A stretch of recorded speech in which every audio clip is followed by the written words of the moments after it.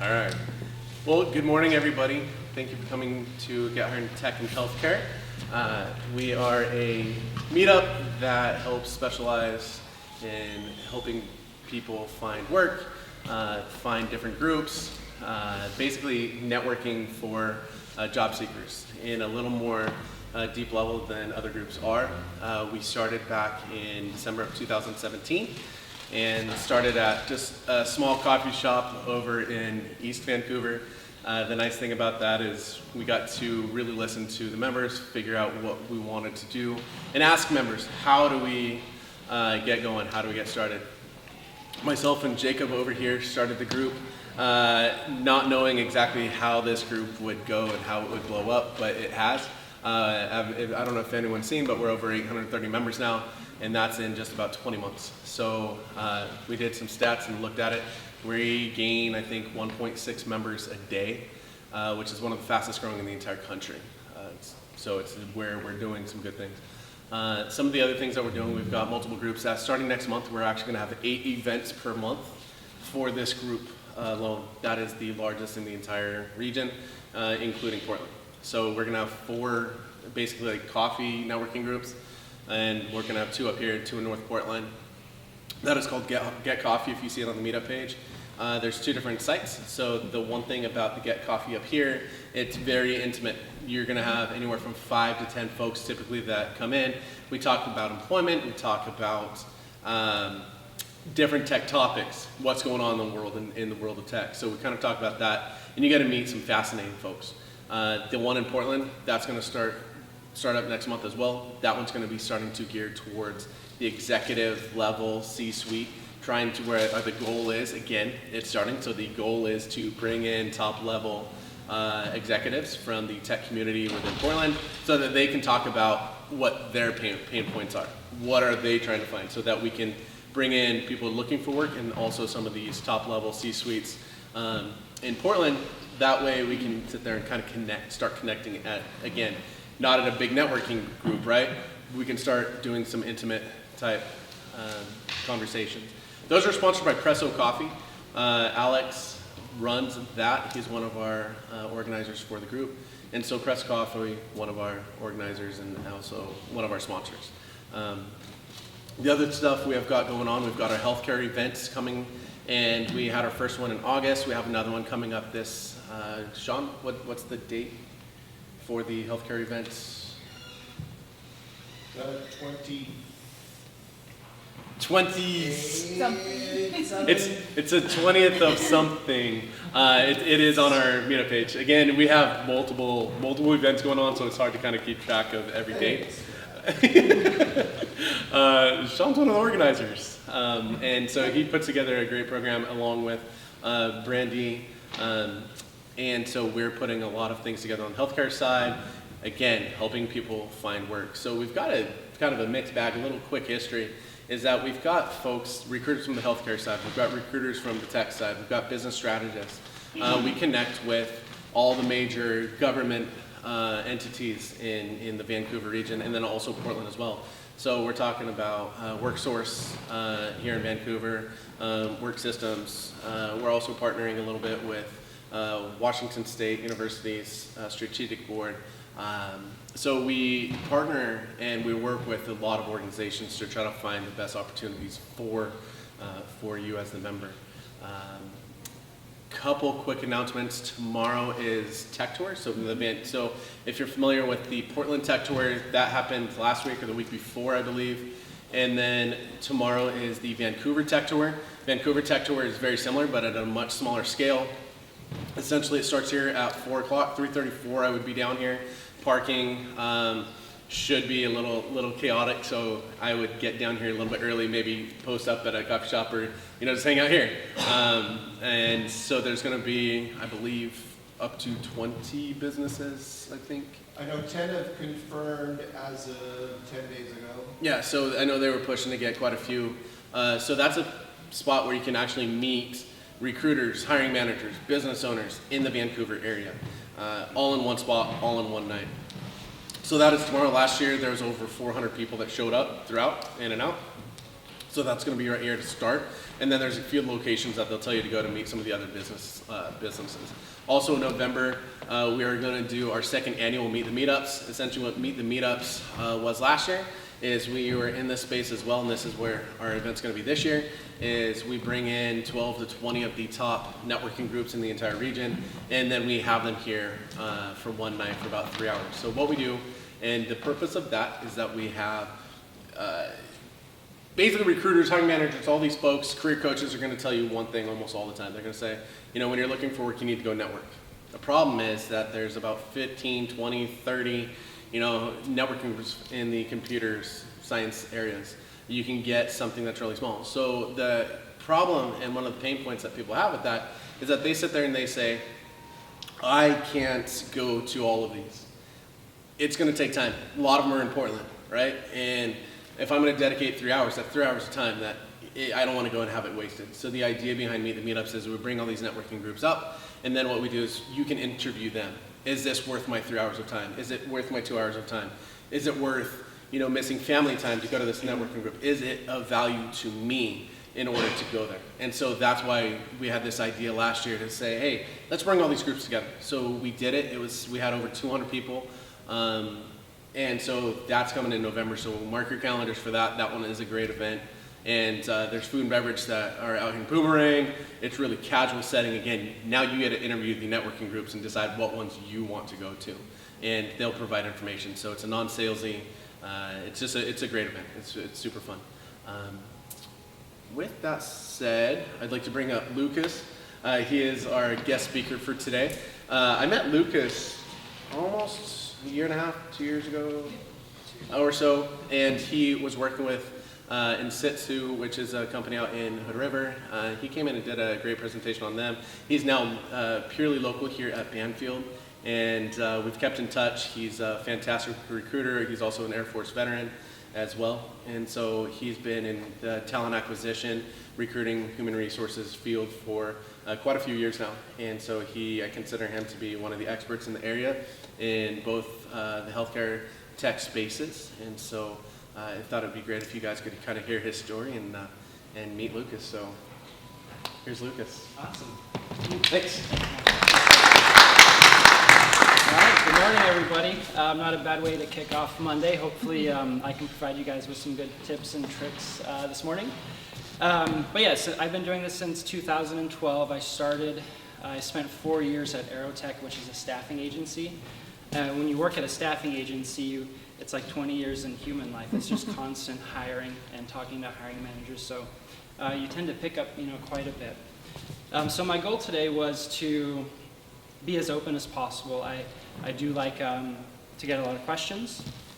I'm hoping to kind of give very candid answers and be as honest as possible, because a lot of things you read these days, the written word can get you in trouble, right? So I'm not gonna, no emails or anything, so I'm hoping just to share some real tips with you today and really how it works kind of on the inside.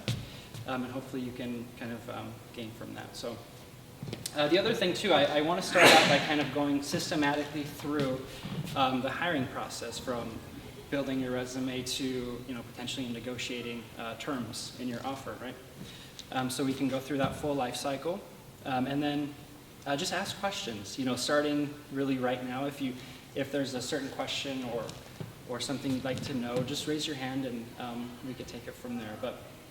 And I also want to start out by saying what a good time it is to be an employee in this economy. We have the gig economy that, maybe 10 years ago, a lot of experts were saying this thing's probably not going to work, but then look at all this freelancing space that we have now. So there are a lot of options and different angles you can take in your career. You can very easily work for yourself straight out of college today, which you couldn't do 20, 30 years ago. It's something to consider as well. But with that being said, I wanted to start out just by kind of preparing, for your job search. So that's really that first step when you're kind of, maybe you have a bad day at work, or maybe your boss, pissed you off, or whatever the case may be. But then you kind of, something happens in your brain, that switch happens, and you're like, I'm going to start looking for a job, right? And that moment in your brain, that 1 second, really can change, the rest of your life. So it's a really important thing to kind of strategize around and manage, in a sense, I think is the best way to put it. because you don't want to just go and reactively find another job, right? You really want to put some time into it. You really want to think about what you want to do, who do you want to work for, how far do I want to drive, what am I worth in this market, which I think all of you should probably know, that part of it. So these little things matter, because as I've been recruiting for about 7 years now, usually the main things people leave their jobs, it's either with finances or with their manager. They don't like working for their boss. But those are two of the most common things, but there's so many little things too. Somebody will want to change their job simply because they don't want to drive an hour anymore. And I've been there. I changed my job because I didn't want to drive very far. I had a baby and just wanted to spend more time with her. So the way I look at a career is your life is evolving, and your career should work around that life and that evolution of your life, right? So you can really make it work for you, especially in this economy, because we're in a wonderful place right now as employers. This is my favorite place to be as a recruiter, right? Because everybody's looking for really great employees, but really you guys have all the power right now, which is the best part. You guys can really go get a job, and if you decide today it's time for me to look for a new job, there's going to be many, many employers that are going to be after your skill set. So, but with that being said, let's kind of kick it off and start with that very first part where you're like, you know what, it's time for me to start looking for a job, right? So what's really the first thing that most people do, right? They kind of dust off the old resume and say, okay, what do I have to update here or whatever, and get this in front of some managers. So this is going to sound a little crazy, but I think it's a very important thing. I personally think that a lot of people spend too much time on their resumes, and my bit of advice is let the market do the work for you, because at this moment I recruit doctors of veterinary medicine, and somebody can call me. It could look like a spam number, and I'll pick it up, and somebody will say, I have my doctorate in veterinary medicine, and I'll be like, let's talk, right? I'm going to interview you right now. So, and that's the way the market works, because as supply and demand shifts and changes, we're in a very good spot right now, and for the foreseeable future, it will most likely remain this way, considering that the economic situation, stays relatively the same. So, but with that being said, so you decide that you want to start looking, you have your resume. And you have to remember that a resume is really just like basically like a ticket to get the interview, right? You don't need to have a 3 or 4 page resume. And one of the most important concepts, and I see this quite a bit on resumes, is people like to put what they do in their job, in their resume. This is, I administer this function, or I code in this type of language. But a really good tip I'd like to give you guys is tell us what you've done already in that resume. What projects have you completed? What do you manage? In what sense? Those are the things that we'd really like to see in a resume, right? It gives us a much better idea of the type of responsibility that you have in your work, which says a lot in a resume. And it should always be 1 page. In my case, it could be 3 words or 3 letters, DVM, and I'm going to interview you, right? So let the market do the work for you. Does anybody have questions on a resume? Yeah. I had really, most of my work is in state work, and there was like a method to it where you basically like took exactly what was in the job description and put it in this super long application. And I get that we wanted to have like 1 page, but like, do we look for keywords in the job description and use those when we're saying we manage so many projects, keywords, blah, blah, blah? Yeah, that's a really great question, and I could spend hours on this topic. And really the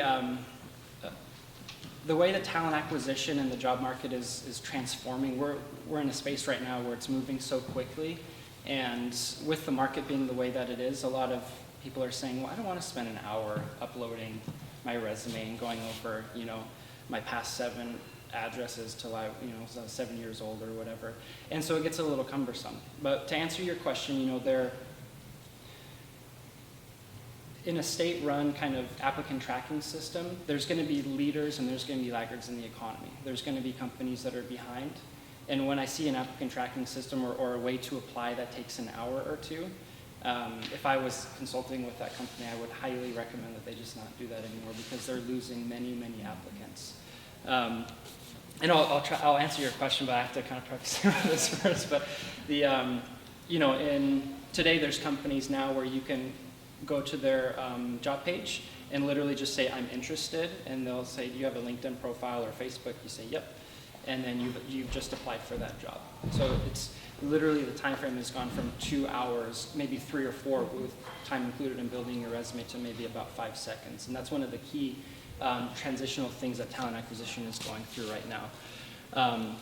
In terms of keywords, there's little like tips and tricks that are kind of being phased out, to be honest with you. People used to put like keywords on their resume, on their electronic resume, and they would put them in white fonts, so they would just pick up on the terms. But that system also probably has 100 to 200 resumes for one job, so the probability in itself of you getting a call, even if you have the perfect resume, is probably low.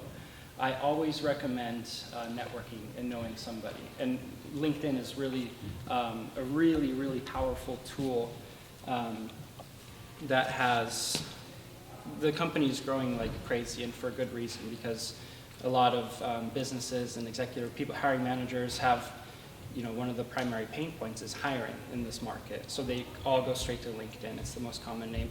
Even if it is in like a company that's maybe subsidized by the state or the federal government and they have an outdated recruiting system, what I would recommend is just connecting with somebody on LinkedIn, sending them messages, and managing it almost like a political campaign. Like I've outreached to 10 or 15 people.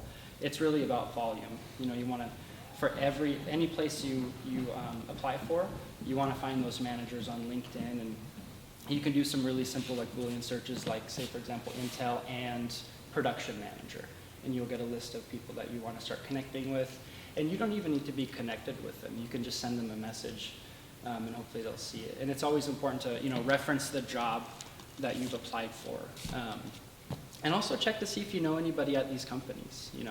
And I would say it's hard to kind of put a time frame on it, but these outdated applicant tracking systems will be gone probably soon. So I personally probably want to focus on them, to be honest. Does that answer your question? Not really, but I hear you. Yeah.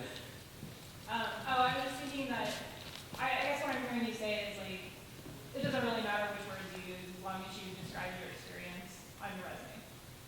Is that a good summary? Even, to be quite honest, resumes are getting a little phased out, and I know that's probably like, it's probably not what some people are expecting to hear, but it is the truth. And resumes are becoming digital in a sense too. There's now digital tokens that say if you take a test through a company and you say, I know how to code in this certain language, you can show a company your digital token now. I have a digital token for what's called a PHR on my LinkedIn profile. So if a job requires a PHR, they'll just check my verification as a token, my digital token, and I'll be qualified for that role. So it's fun to chat at these things because it's transforming so fast now, especially with blockchain technology, for example. It's going to impact HR and recruiting quite a bit. Background checks will probably take 30 seconds in the near future versus 2 to 3 weeks with digital tokens. So it's going to start moving a lot faster, and this is going to be to meet the demand of applicants, really. I'm sorry. So I work for a major corporation that is in a highly competitive environment with, and so I get a lot of people in my resume saying, oh, you've got to say the number, what percent, what millions, that kind of stuff, and even the process when I would work there, this was all so highly confidential. Mm-hmm. And how do you say what you did and the impact you made in a confidential environment and proprietary environment where its technology is there, Yeah, that's a great question. I used to actually work in the government sector at Insitu, and the way that I would write your resume and what you've done is you can say this is proprietary information, but if it's a well-known large company in the area, people most likely know what you're doing. If a hiring manager is saying, oh, this person worked at Intel and this is their title, really the company and title speaks a lot to a hiring manager. In terms of if you're not allowed to put, the how much you were managing financially or Right. what you were managing exactly, you can always work around it. Like and I don't know necessarily what you do, but you could say, you know, I scripted, you know, this much code to complete this project with 2 months left of budget, under time, under budget. Okay.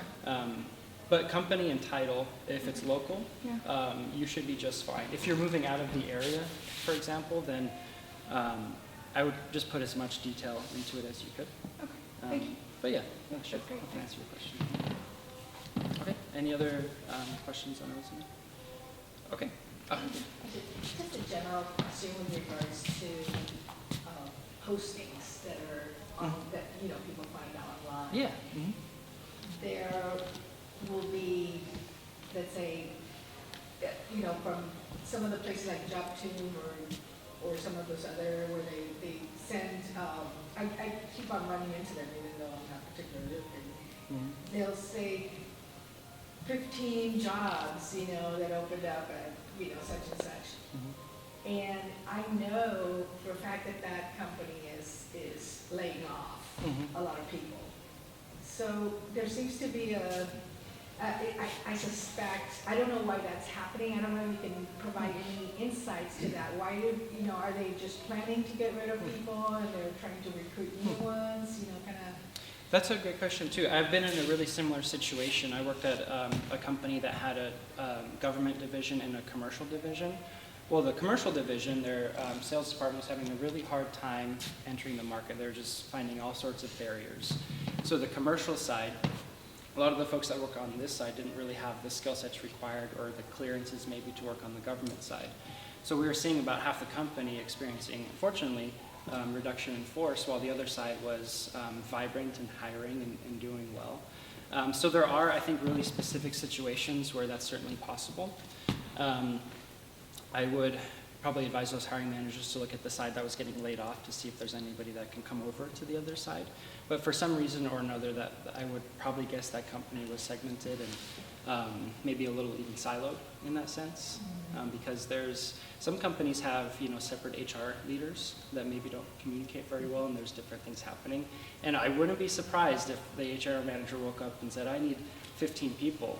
I didn't realize the other side was laying off 15 people. That's strange. So if I saw that, walked into the office today, I honestly wouldn't be surprised. So, but yeah, so there are certain circumstances that would lead to that, I think, so. All right. Okay, so as your resume's as you're building out your resume, I honestly would advise you not to, you know, I hear stories, 4 or 5 hours of building out this resume, or paying $200, $300 to $1,000 to get your resume up to speed, when really it's, the most important part of this is networking and talking to people and saying, you know, here's hopefully my ticket to interview. Landing an interview is the most difficult part in the entire job process from start to finish.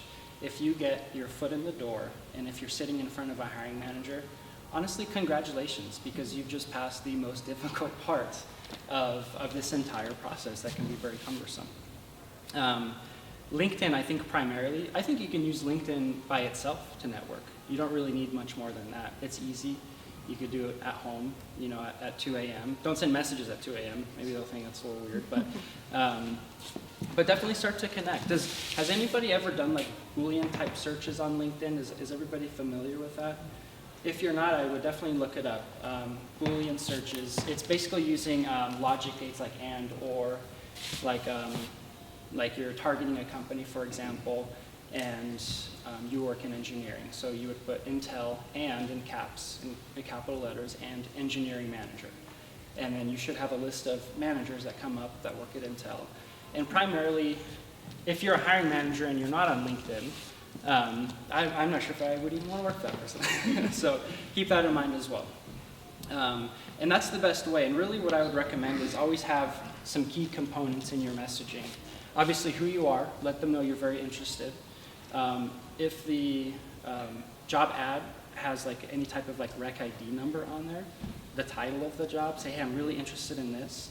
And keep it short. Keep it 2 to 3 sentences, and you should end by saying, this is why I think I'm a really good fit for the job, right? Because there's always going to be that justification there in the job description. Just let them know why you think you're a good fit. You could send 50 messages, and you could get maybe 2 or 3 back. That's common. So don't get too disheartened.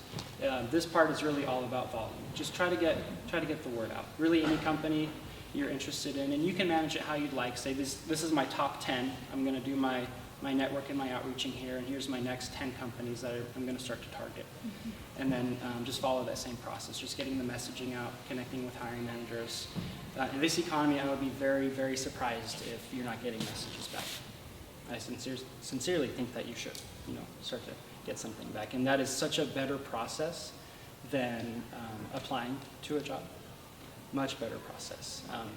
Because you have to think too that hiring manager's pain point. Do they even have time to look at a resume? If you're putting yourself right in front of them and you have the skills that the job requires, that person's probably even going to be happy to see that message and get back with you. So keep that in mind. Any questions about networking or getting in front of managers before we get into the interview process? So what happens if you kind of know somebody, but then you don't get anything back?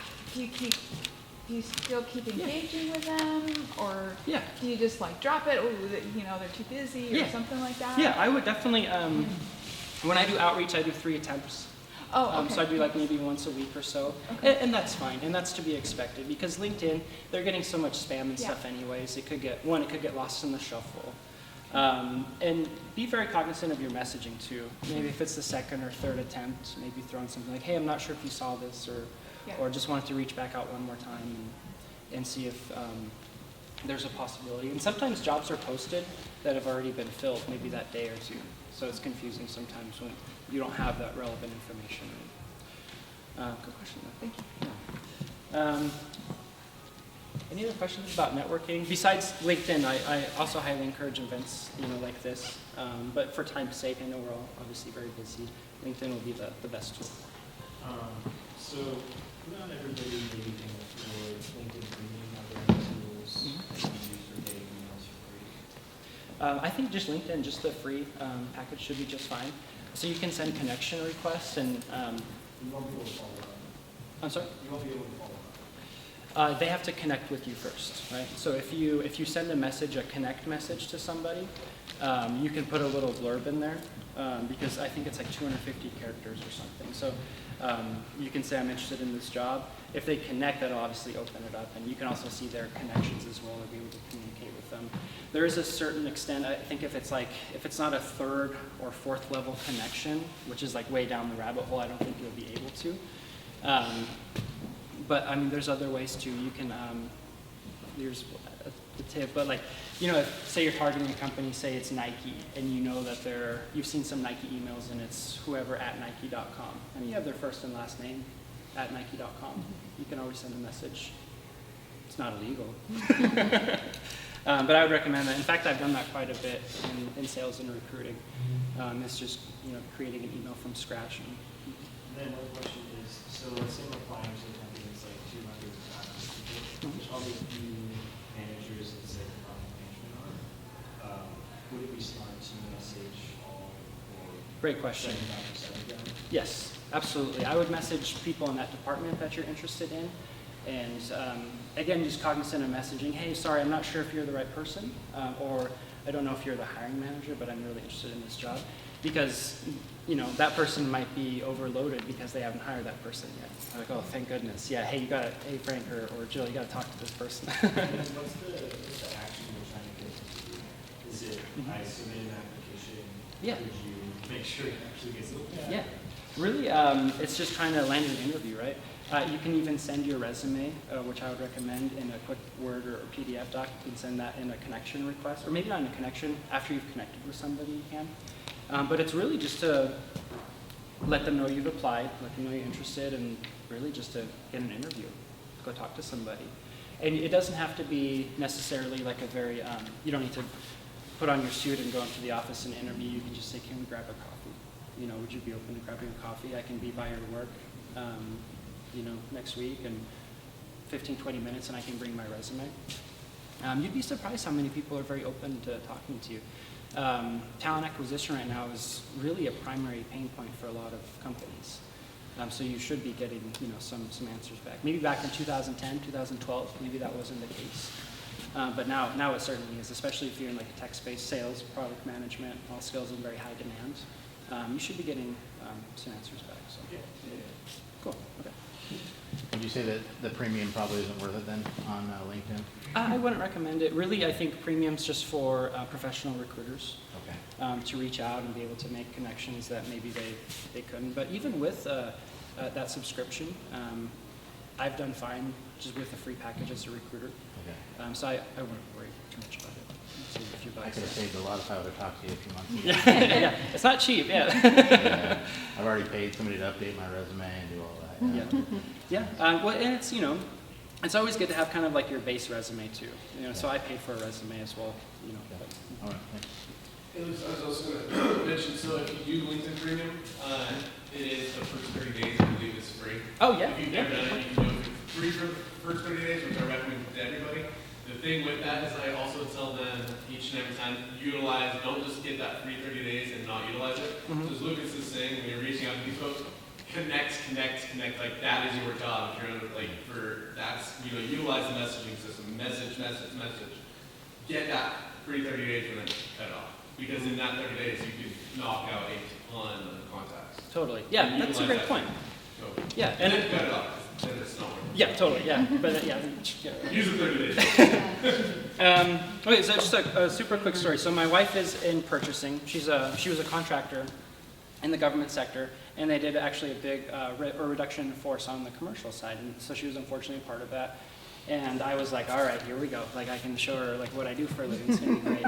And we followed the same process that I'm chatting about today. And she was an intern, and then she was a junior buyer. And then she connected with a hiring manager that she did not know at all, never met before, at a government company in Woodland, Washington. And they had an opening for a senior buyer. And they started chatting on LinkedIn back and forth for about a week or so. And then finally I said, okay, this is the time now. You gotta ask to have coffee or for an interview or whatever. So she's like, okay, I'm gonna do it. And then before that, she actually logged into her LinkedIn page, and the person had asked to interview her already. So, and then at that point, I think probably 15, 20 contacts in, she was able to land an interview that she was really, really excited about, one of her companies that she was targeting. And that process took maybe 2 weeks or so of kind of sifting through, all the jobs and all the hiring managers, and so give it a good 2 to 4 weeks or so. I think you'd be hopefully pleasantly surprised. Okay, so so as you're kind of networking and now you've landed, your interview, you're probably nervous. Even if I'm interviewing, I interviewed the last time probably about 8 months ago, and I was like, oh, I got this. And you get there, and I'm like, I'm super nervous, actually. This is not good. So that's very normal, obviously. But as you're interviewing, and this part becomes a little interesting because before we were dealing with technology and applying and LinkedIn, and now it's you have the variability of two humans talking to each other about something, right? So this is the part where it really gets kind of interesting because you don't really know how it's going to go. You're not just sending a message on LinkedIn and you know exactly how your day's going to go. You can walk out of an interview and you can say, there's absolutely no way I got that job. Or you can say, I absolutely nailed that, I'm going to get that job. And that's a pretty wide spectrum of emotions, right? And those are primarily the two emotions you're going to experience as you're leaving an interview. What I would recommend is, this is the part where your resume was your ticket into the door. And now it's time to really go in and show them that you're the person for the job. And the little things here really actually do matter. And it's kind of funny. It's kind of the opposite of the resume, where it's, you let the economy do the work for you. But now it's, you put on your business casual attire and you get a haircut and you do all the things that are important in that sense, right? You want to kind of blend in with the culture of that company, which is another really key component. Actually, let me take it kind of one step back. One of the most important things is doing research on the company that you're applying to. And one of the most important topics as you're doing research is the culture of the company, right? Because you don't want to walk in wearing a suit and the hiring manager's wearing an AC/DC t-shirt, right? It's probably not going to be a good fit. And that will probably, in that very first second, a decision could be made. And that's very true, right? Because recruiters will look at a resume for 2 to 3 seconds on average. That's an industry practice on average. They put goggles on us and they had us look at resumes, and what we looked at went name, title, education. Right? And we, at a certain point, you get to know if that's a good fit. Same thing in interviewing. You can walk in and before you know it, the interview could be over. So make sure that you're well accustomed to the culture of the company, the history of the company. You never know. Sometimes that question comes up. It came up in my last interview. What do you know about Banfield? Thankfully, I did some research, so I was able to answer adequately. So, culture and history of the company are going to be very important. And then the other aspect too, is this a technical or a non-technical interview, right? Because if you're going into a role that's engineering or IT based, it's most likely going to be a technical interview. And I always advise everybody to ask what type of interview it's going to be. Is this a panel? Am I going to have 10 people staring at me while I answer questions? Am I going to be whiteboarding the entire time? So that'll really help you kind of mentally prepare, for what the next hour to 3 hours are going to look like. For non-technical interviews, just brush up on like the common questions. I mean, there are thousands upon thousands of questions that could be asked in an interview. So don't worry too much about trying to memorize answers to 100 or 200 questions. What I would recommend is to always have what I kind of call like your ledge. And always show up with a notebook. Always be taking notes. Always be actively listening in interviews because these things really matter. And hiring managers pick up on those little things too. But have a little ledge. This is actually something I really advise my wife to do, but you can pull answers from certain things, right? So I always say, write down 3 words in maybe top right corner of your notepad. And what I do, for my last one, I wrote job description, program management, and company history, or no, cultural values. So those are just my 3. So whenever a question was asked, like, well, tell me why you think you're a good fit for the job. That's probably very easy for everybody to answer right now at this moment. But when you have, 2 hiring managers looking at you and they ask you that question, I don't know, because I applied and I'm here, I don't know, why are you asking me so many questions? But so you can always look at your ledge. If somebody asks you, why do you think you're a good fit for the job? You could look down on it. And so it says job description.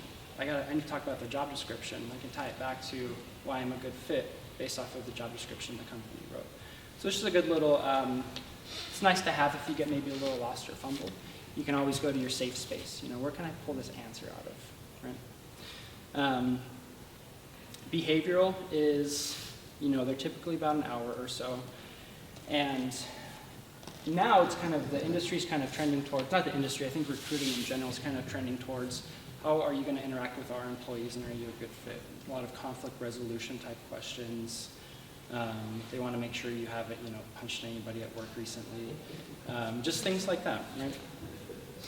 On the technical side, if you're going in for, when I used to do technical interviews at a company called Sigma Design, it was very short behavioral questions, and really we wanted to be respectful of the candidate. We didn't want to do a behavioral and then a technical and then there for 5 hours and then they leave there and it's like, I'm really stressed out, I don't even work here anymore, right? So if you're going into an engineering interview, just be prepared and brush up on most likely fundamental concepts, right? They're going to want to see that you understand those kind of those core functions of the job. So brush up if you need to, because you guys probably did that, back in college. So, it's not going to be very advanced, or at least this shouldn't be. I haven't seen too many highly advanced interview questions, from a technical perspective. It's really just the rudimentary kind of stuff. So I definitely recommend brushing up. Questions on interviewing? How do you find out more about the culture of the company? Yeah, great question.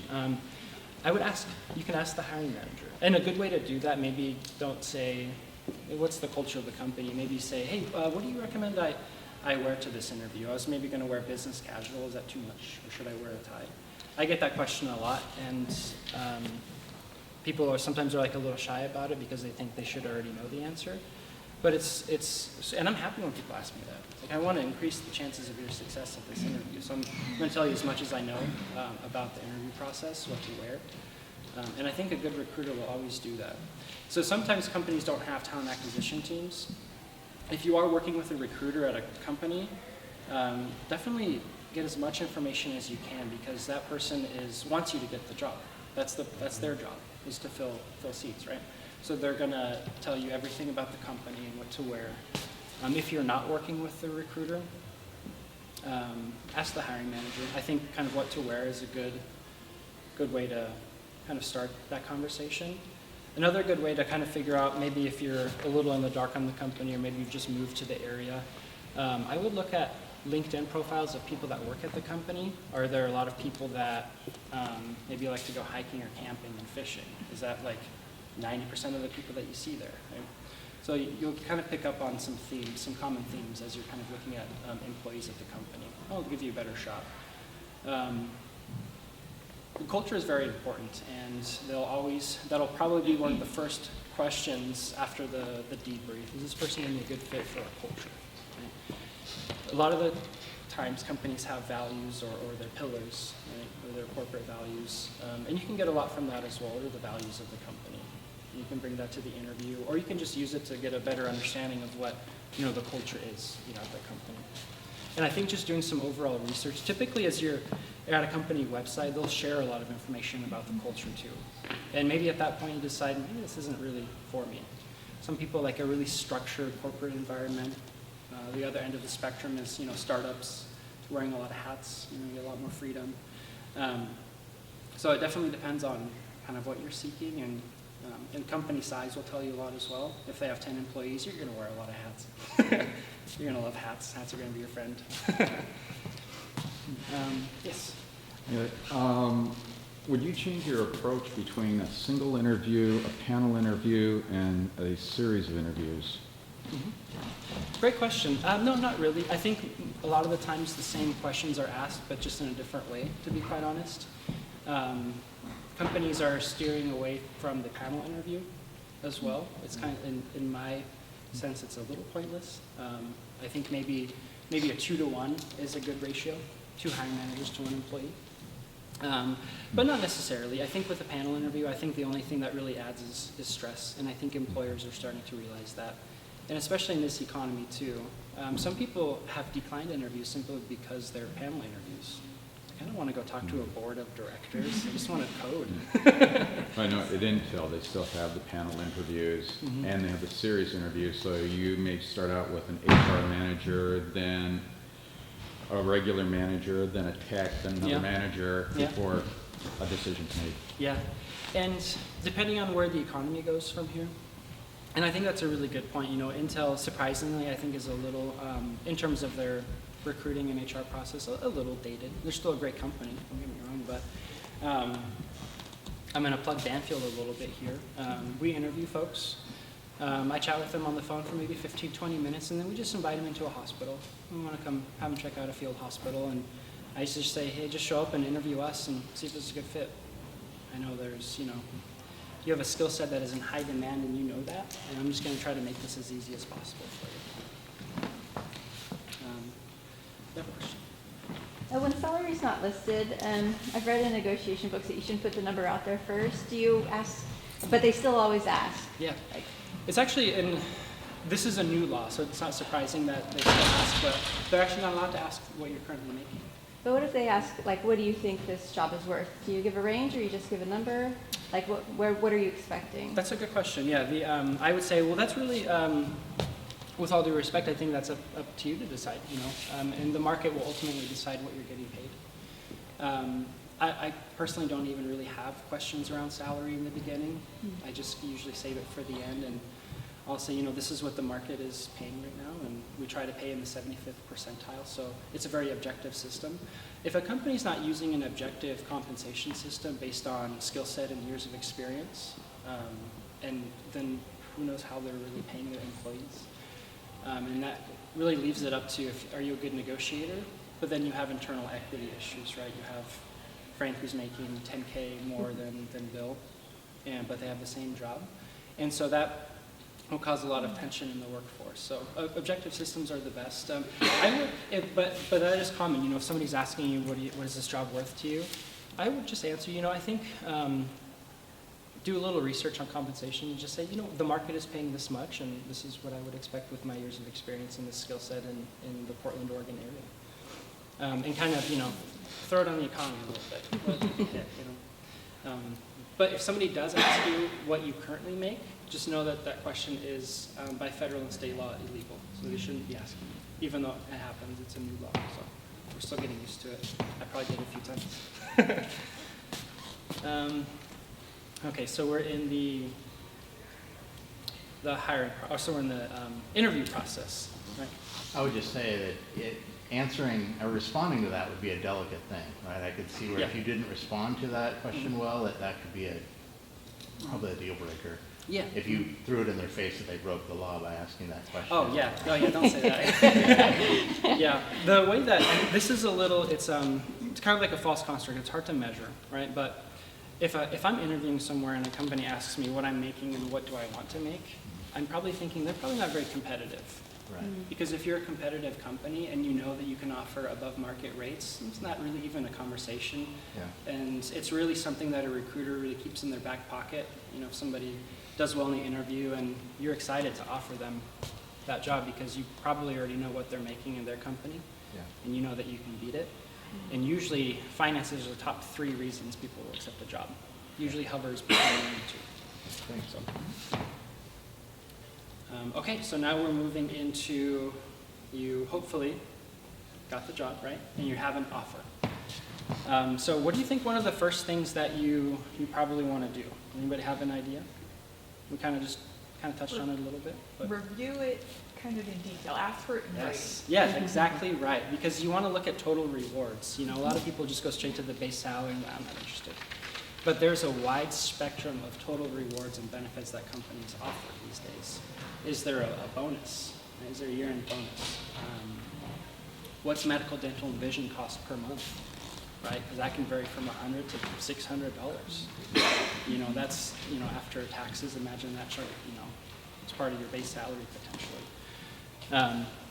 So definitely look over total rewards and then compare them to if assuming this is an assumption, if you know this is the reason that you're looking for other work because you want to get paid more. Compare total rewards to your current situation, right? What you're making, what your benefits are. Are you fully covered? Are your premiums free? Your premiums should be free. Definitely have that. And always remember, too, there's things you can negotiate and there's terms that you can't negotiate. I get this question quite a bit. I don't want my benefits. I just want more of a base salary. Well, I'm really sorry, but by law, we just can't do that. We can't offer you more because you didn't want your benefits because you're already covered, right? You also want to do a little bit of research. If it's been a while since you've interviewed, a lot of this information is free online. You can go to CareerBuilder or payscale.com, and it's a really good resource. And I always get three quotes. I always look at different websites to see what the pay rate is, and also talk to your friends. You probably have friends that do the exact same thing that you do, or at least know people in different companies that do the exact same thing that you do. And try to get a good idea of what they're getting paid, because there are outliers. You know, there's your average, and there's outliers on both sides, right? I mean, I went between tech jobs. There's probably sometimes I've seen 20, 30K gaps in variability for the same job, just different company, right? A smaller company will sell you the different things than a large company. Large company will throw cash at you. I mean, it's just the way it is, to be honest. But and the other thing too, you want to just really take a good look at total rewards. I think that's really the most important thing. And then you really kind of make the decision, right? At that point, do I want to negotiate, or do I want to accept, right? And it's fun to negotiate, in my opinion. I think it's one of the reasons I like this job. But if you have good evidence that your salary is insufficient or in your offer terms, then I would definitely negotiate. And the best way to negotiate is obviously not just to ask for more money, but you leverage that data. You leverage PayScale and CareerBuilder. And you may not want to start out by saying, well, no, I want this much. You can say, well, how come it's not this much? You know, PayScale saying it should be this much. Another good way to do it is get 2 or 3 offers on the table and see the variability there, see the spectrum. But always be cognizant of the fact of, are they similar companies or are they really different, right? It's that really small startup to that big corporation. Because you can't really leverage that, right? That's really more of a lifestyle choice. But if you have 3 offers on your desk from 3 large corporations that have the same revenue, right? They're all publicly traded, they all have the same capitalization rates. And those are different, but you want to go with this company and saying, well, how come they're offering? Well, I would say just leverage third-party data all the time. I know that there's companies in the area that pay this much. Is it a possibility, right? Any questions on negotiating offers? Kind of. Yeah. So my resume is kind of, so I worked in sales for about 6 years, and then worked in volume management, software product management for about 1 or 2 years. So when it comes to relevant experience, how do you navigate? That's a great question. Relevant experience, yeah. Because that can mean different things to different people, right? I'll give you a roundabout answer first, and we'll get into the weeds. Yeah, but the obvious answer is it depends. yeah, it depends on who you're asking, right? Because how desperate is that hiring manager, right? I know this person can sell, but they sold software. But now I'm asking them to sell chemical compounds in Asia, right? I know they can sell, but do they know the product, right? And if you're getting an interview, then there's a good probability you can get the job. And they're not going to ask you a ton of chemical compounding type questions. They're going to ask you about your sales process. And if they feel that it's relevant, then you should be fine. But if you're getting the interview, then I wouldn't worry about is this job, is this skill relevant? Because they're already really interested in you. Oh, I meant more for determining Oh, your own worth. Yeah, there's definitely like, it's segmented, right? It's like in sales it's tricky because there's that component of base salary and commission and structure.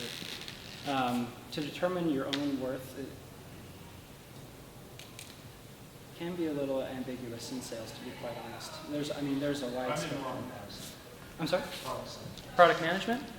No, there's typically, yeah. For product management, you're going to have kind of your base, right? And that again comes into what size of the company. But you should definitely find very relevant data for product managers. There's quite a bit in this area. So there should be enough data where you can really pinpoint kind of what your worth is. Absolutely. Awesome.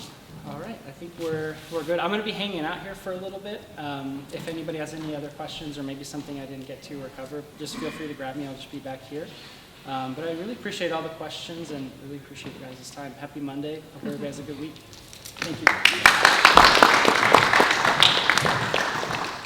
All right. Yeah, tons of information out there. So again, that's why I like to bring some top-notch recruiters that have been in the field for a long time. And the other announcement, and I skipped over it, for Skillstorm, the company that I work for, I'm an account manager there. We just brought on our own recruiter here. Her name's Jessica. She's over here. So I'm kind of throwing her into the fire as we get rolling and start really moving. Skillstorm, the company that I work for, is not a startup, but we're kind of a startup here in this area. We're really big on the East Coast. We're in about 9 different cities, from Dallas, Indiana, Charlotte, Jacksonville, New York, all over the other side of the country. So we're starting here, and I'm working positions here in Portland as well as in Seattle, and so I'll be in Seattle next week. So we're working the banking industry, tech industry, so I will be producing a lot of those positions that are coming up here soon. Well, please reach out to Jessica. This is her first day, so be nice to her if you could. So I'm kind of throwing her into the fire and kind of going to show her the ropes and get her up to speed on the group. With that said, feel free to, if you miss anything or wanted to listen to this again, we do have a YouTube channel for this meetup group, and it's tcanchorconsulting.com. And so we have lots of relevant speakers that have been on there. We've recorded quite a few. I think we've got 10, 12 different speakers from everything from schools to recruiters to just folks in tech. So we have a wide variety of programming on that website. Again, TC Anchor Consulting on YouTube. We also have our Facebook page, so we post all our events on there, our meetup page, and I think that's it for right now for today. And so with that said, hopefully we see you at the next event, which is going to be at coffee. Take a look at the meetup page, follow the events there, and have a great week. Thanks for coming, guys.